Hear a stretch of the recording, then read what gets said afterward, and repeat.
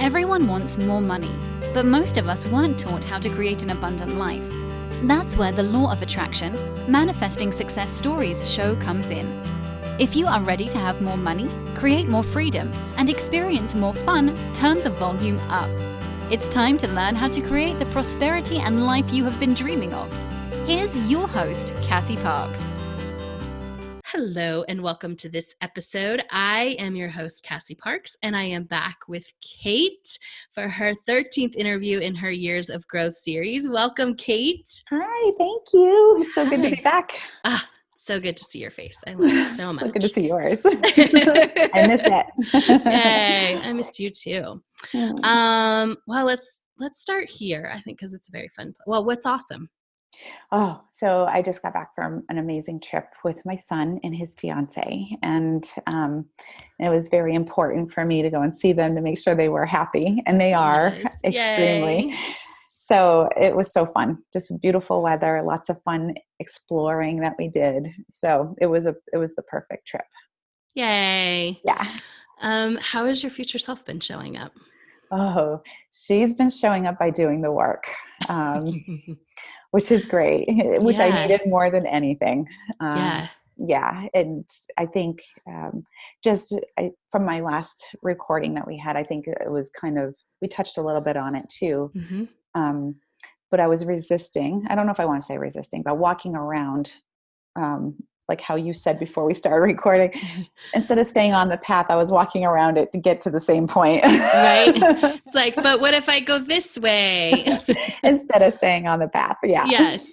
So I think, we kind of talked a little bit about that too. And I feel that I just wasn't owning up to it. I wasn't owning the path, like stepping into it and owning it. And so a lot of that came across as resistance, as most people would call it, instead of having, asking for help, and I was just more of a fear kind of thing. And, it's just, I think for me, that was kind of, and I was raised this way. So it's a story that I thought I changed way back in the day, like when I was a teenager, but apparently it's still popping up a little. So I realized that's something I have to work on, with fear of asking for help, because I always found that I was taught that it was a sign of weakness.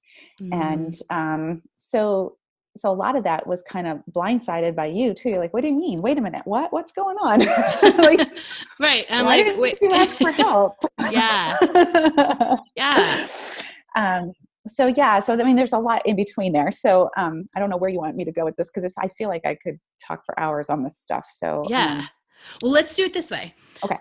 So first, before I just want to share this so we can celebrate it, and then we can dive into this part. Oh yes. Yeah. Yes, What's your new money manifested total? This is exciting. It's $152,717.91. Yay! How does that feel? It feels awesome. It still makes me giggle. I love it. It's so fun. Like, I still have, we're going to talk a little bit about the castle, but one of the favorite images I have in my head is when you found a penny in the castle. It was just so amazing. I love it. And every time I find it, it brings me back to that moment. So like I was telling you before we started recording, I found 60 cents at the airport. Yes. It brought me back to that moment, because nobody was around me. I was there by myself. I still, I was like, oh my God. And, yes. And the people around me were like, what's going on? Crazy lady at the airport today. And you're like, yes. Yes.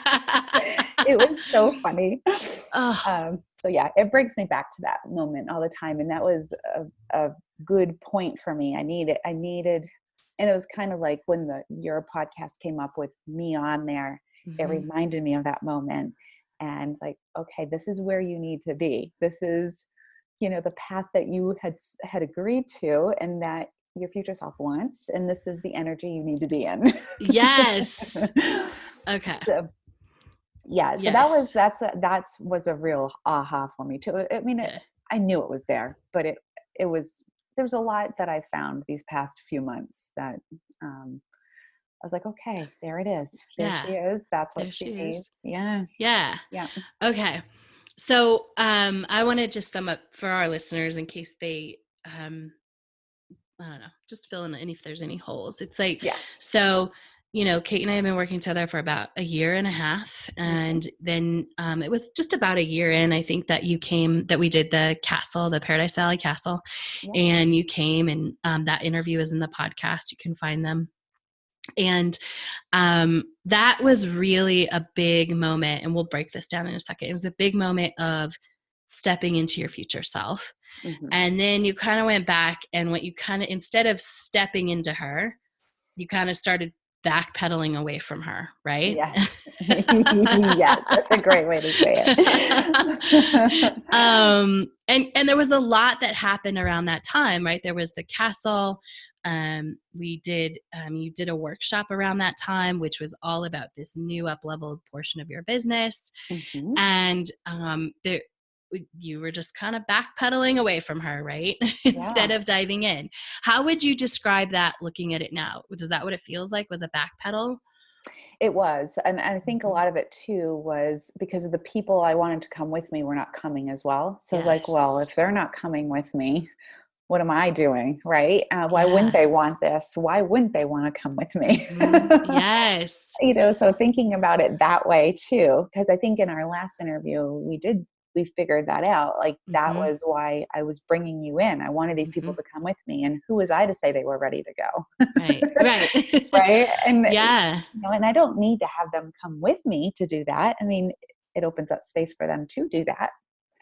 And I think that's part of the fear that I was talking about too in the beginning, like losing those people, you know, they meant so much to me, kind of thing. So I think there was a lot of things that played into that. But those, I think, were the biggest ones, was losing them because they were my tribe. Right. And I mean, and then, and them not wanting to come along. It's like, why wouldn't anybody want to come along with me on this? Right. Why don't you want this more money and this? Yeah. And it was a little disappointing too. Right. Yeah. Oh yeah. Yeah. And then the fear of asking for help was the other fear. So there was like two things going on there. Yeah. Which So, is interesting. So so let's talk about, by tribe, I think you mean, just for listeners, I know who you mean like the people that you had been growing your business with and you'd come to grow your business with, and and had a mastermind and these other things, and also that were working in the same center as you, right? And correct. you were like, please just come with me, right? Yeah, absolutely. And I think part of that too is because I felt like I needed to be surrounded by that for it to be successful, that energy. Right.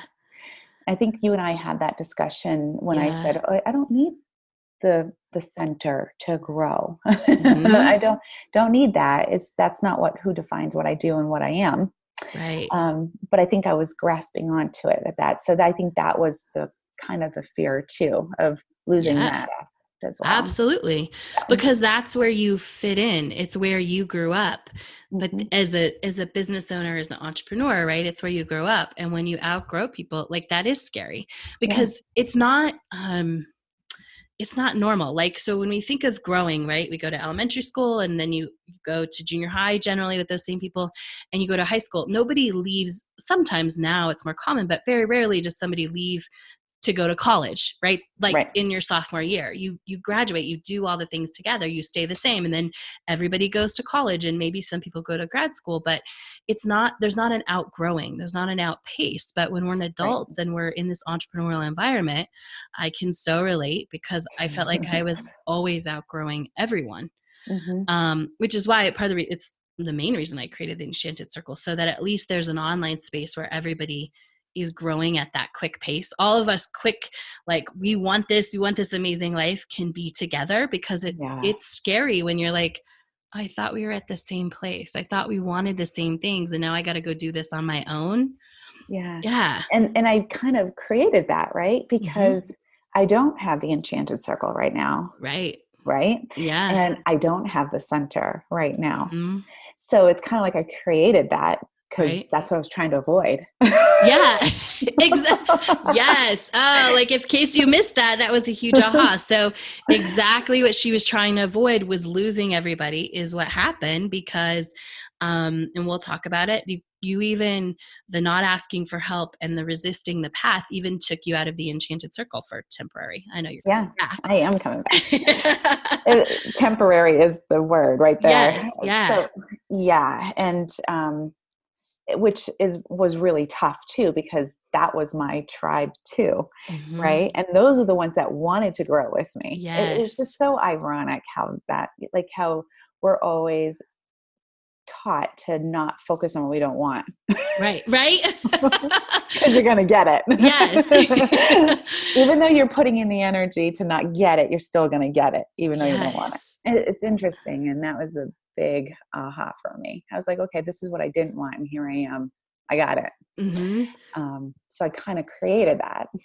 I did. You did. Yeah, mm-hmm. Totally. Yeah. And I love that you caught that, because that is exactly what happened. You're so afraid that you missed who was in front of you wanting to grow. And instead of just dive into that group, right, you tried to pull this other group along with you. Yeah, absolutely. Yeah. It's crazy. And a lot of that was because of the fear too. Fear of asking for help, not wanting to admit that I was not necessarily failing. It just wasn't working at the moment in time, what I was doing.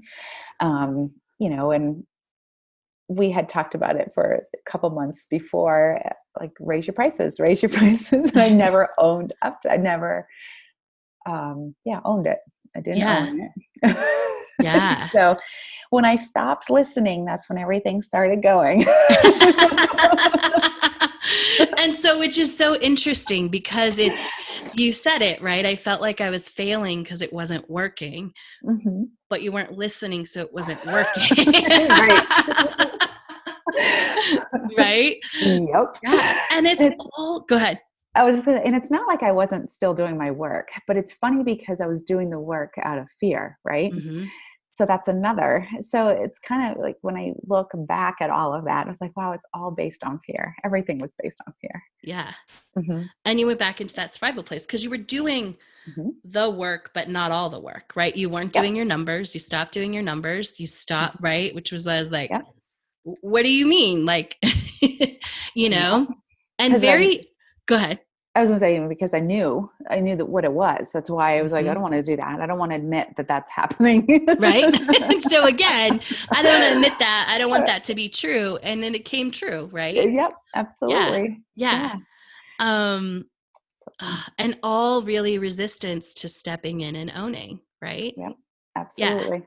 Yeah. And since then, it was, I think it probably took, I want to say probably about 3 weeks before I finally said, okay, start scripting again. Actually, everything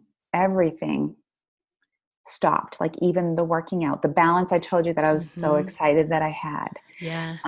I stopped working out. I stopped meditating. I stopped scripting. I want to say I honestly probably wasn't eating well either. I mean, not that it wasn't well, it just wasn't eating, which was not good either. Right. So I was like, oh, I don't have the money, so I'm not going to eat. Okay.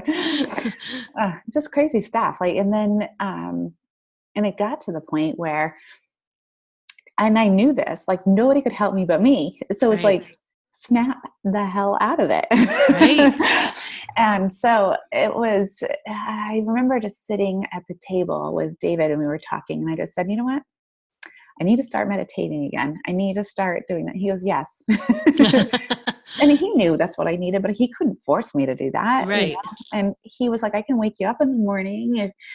But that didn't help any either. And so, it was all on me. I needed to do the work. And so I did. There's one morning I just snapped out of it, and I started meditating again. I started doing, my scripting again. And that was when I was like, okay, everything started to feel good again. That's when everything started shifting. I found this part-time job to help me, pick up the slack a little bit instead of always putting it on David. And so I found that, and that ended up being the most perfect job ever.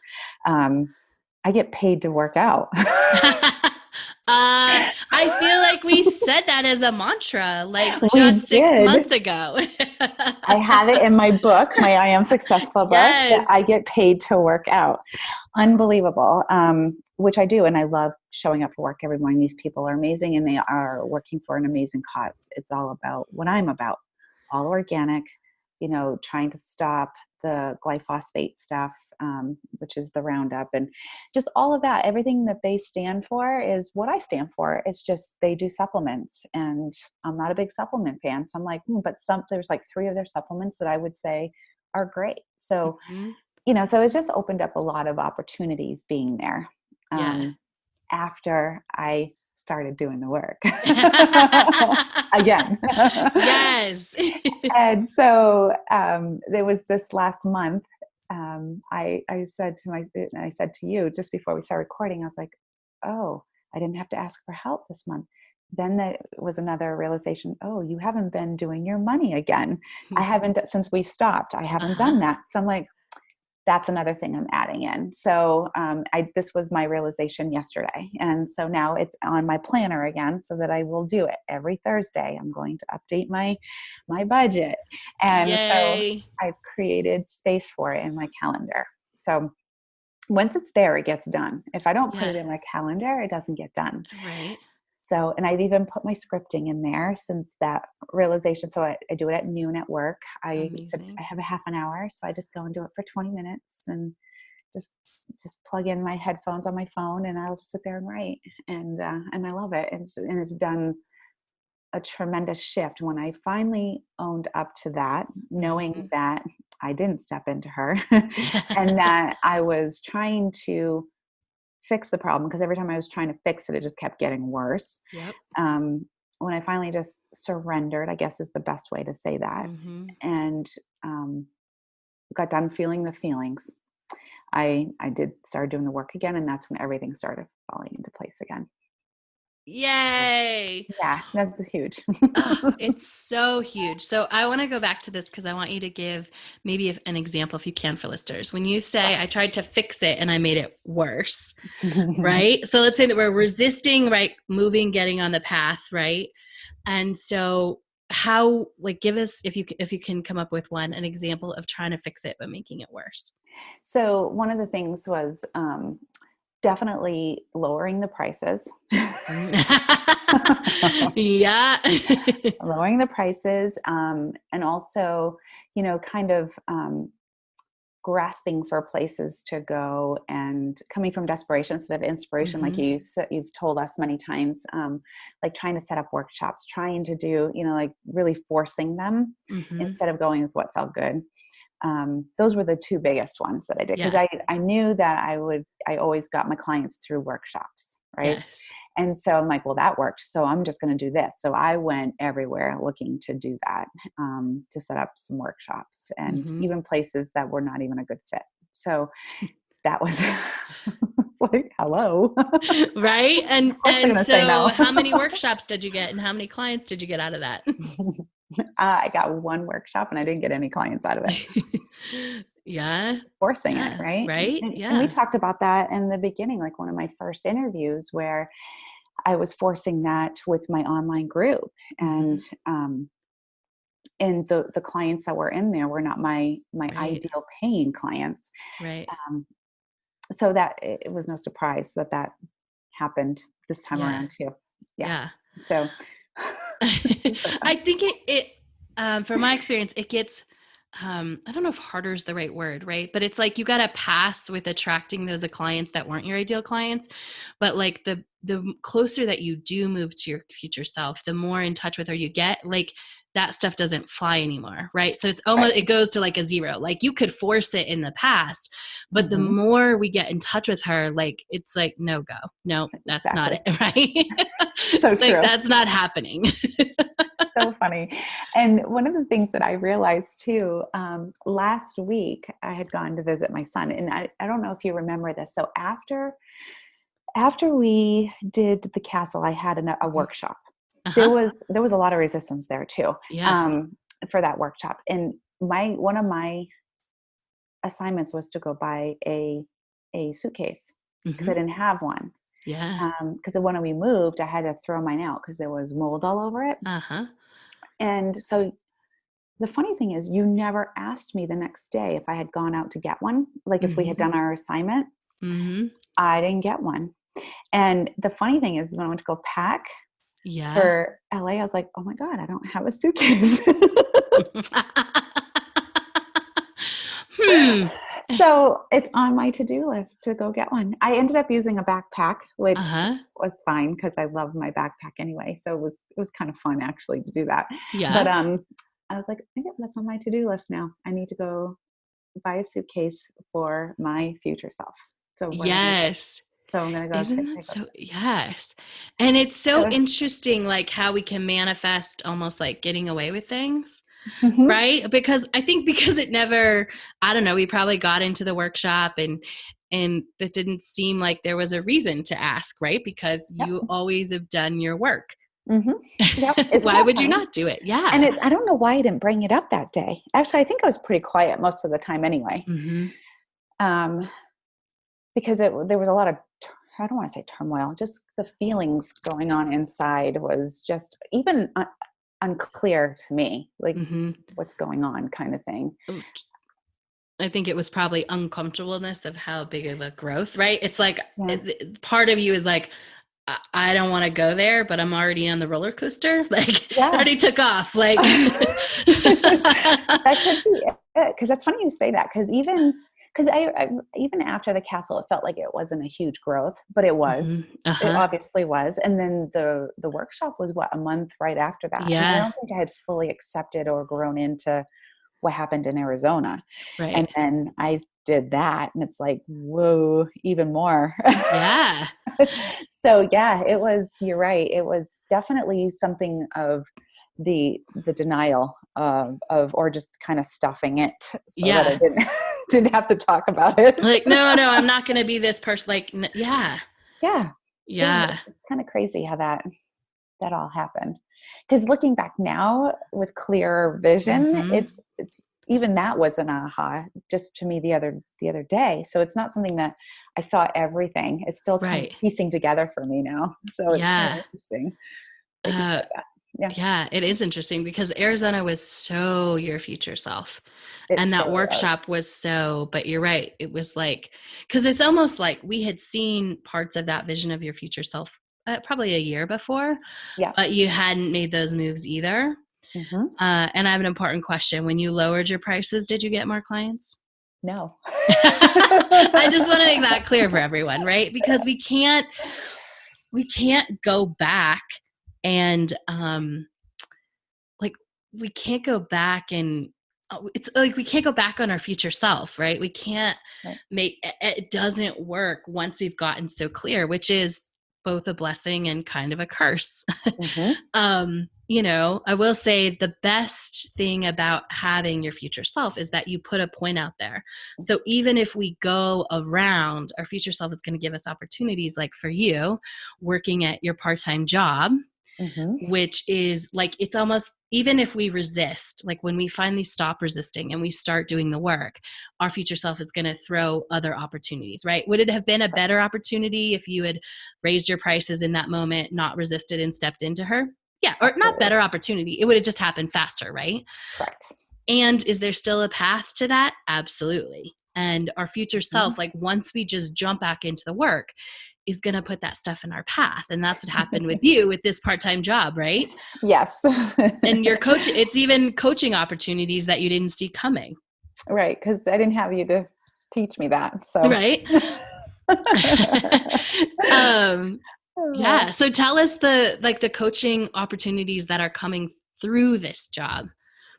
Yeah. So that they have just because of how health conscious they are. It's funny Mm-hmm. because even their coffee that they offer is all organic. The milk they have Mm-hmm. is the organic milk. They have some canteen areas that you can go and purchase things. That's all organic stuff. Mm-hmm. It's not, even though it's organic, it's not healthy, but the fact that it's healthier Uh-huh. choice is really cool. And so, so I was sitting there and the HR lady was talking to me. She goes, "Oh, you do nutrition?" She goes, "How would you feel about working, with our employees and, them coming to you and scheduling appointments with you if they need help?" And I was like, "Oh my gosh, that would be amazing. I would love to do that."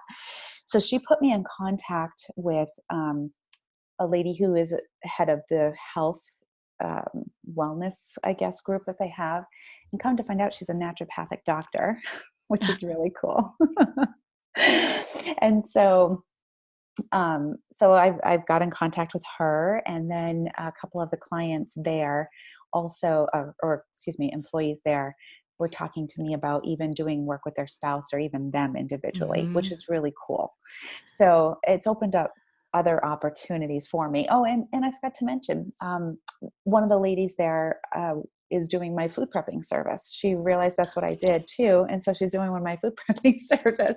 So it's just really cool, the people that I've come in contact with there too, and how it's opened up more opportunities with my KE for Wellness business as well. So yes, I'm excited to see how that unfolds. And me too. Yeah. So I'm definitely excited to get that going.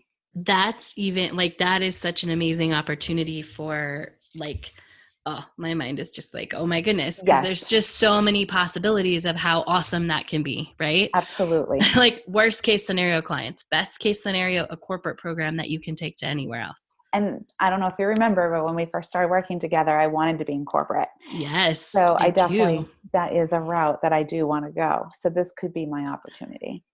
Which is amazing. It is amazing. I also reached out to my old company that I worked with out in Seattle, and they're interested in me doing like a challenge group with them too. So to have them on my resume as corporates will be really great too. That's amazing. Your future self always has your back if you let her. I know. I just have to let her. Right? I have to stop being so stubborn. Yeah. And that is what I'm known for, is being stubborn. So we're going to change that story. We are. I know. What's a new story that we're going to write? That I am open to all ideas and opportunities. I love it. Mm-hmm. That's amazing. Yeah.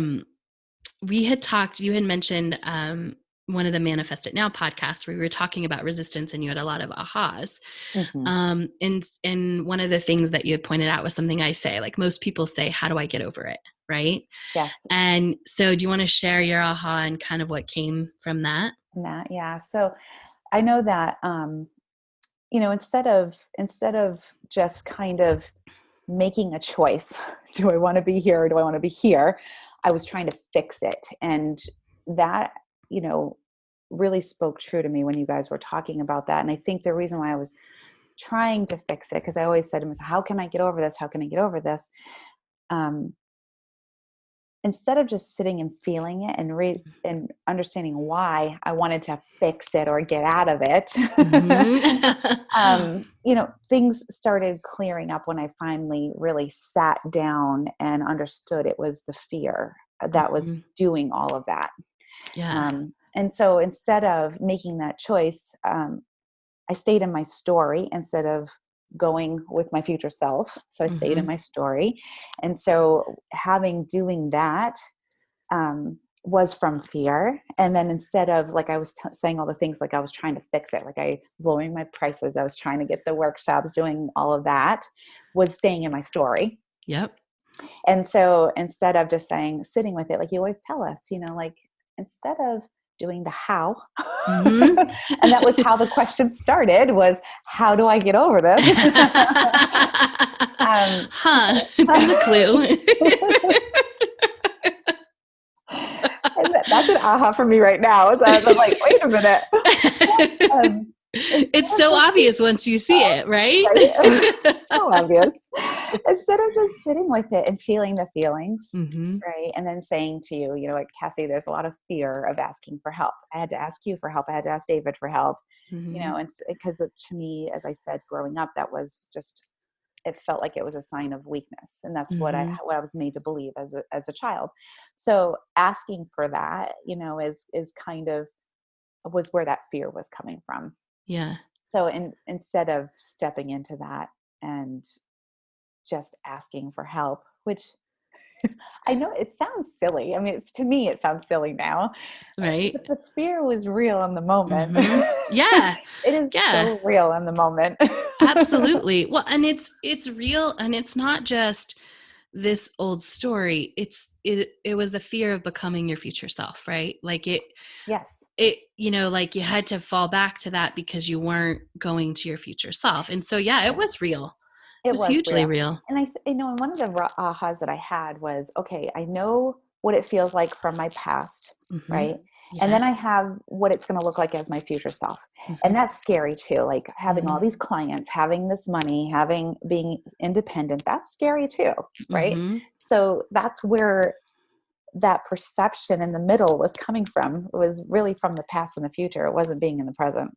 Yes. That makes sense. Yeah, it totally makes sense. Philosophical there. But yeah, so yeah, you're right. It is real. And it was, and it still is, but not as much. I mean, I think this is something that I've been kind of like my story of not good enough. I've worked through that. I'm no longer there. I'm past that now.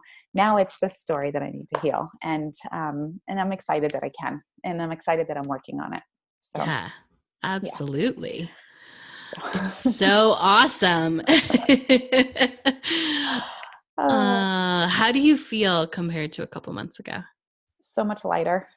Good.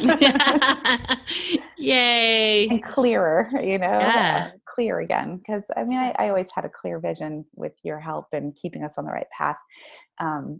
So it's a little different not having you to keep reminding me of that, but I think it's great that I have the tools to remind myself. It might take a week or two, but I snap myself out of it versus where you are like, oh, wait a minute. No, let's not go there. So it takes a little bit longer for me to do that. And so that's why I'm looking forward to being able to come back and have you again as a constant reminder instead of me having to have you on my shoulder when things are really, instead of, having you constantly is the key, I think. Yes. Is the best way to say that. Yeah. Amazing. I'm so excited too. So tell people if they're like, she seems like, or they feel called to like nutrition coaching and how do they find you? How do they connect with you? So I'm on all social media platforms. My website's the easiest one to get in touch with me. It's because there's a contact page there, and that's www.k8forwellness.com. And that's the letter K, the number 4. The letter K, the number 8, the number 4, wellness.com. And then you can find me on those same handles with Instagram and on Facebook. Amazing. Yeah. Any final thoughts or advice for somebody who feels like they might be resisting their future self? Listen. Listen to yourself. Listen to Cassie. Listen to all the signs that are around you. Just stay the path. I mean, it does take work. It is scary, but it also helps when you have someone around you and, the tribe, which I'm referring to now as the Enchanted Circle.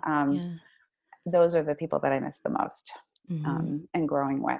So, and it's wonderful that you have these podcasts so I can still kind of hear them and inspire me and to keep with them, because when I come back, I won't feel like I've missed a beat at all. Yeah, that's awesome. Yes. Amazing. Yeah. Cool. Well, thank you, Kate, for sharing this moment in your journey with us. I am so excited for what's to come. It's amazing. Thank you for having me. Of course. And thank you all for listening. Make sure to come back and check out Kate's next interview in her Years of Growth series.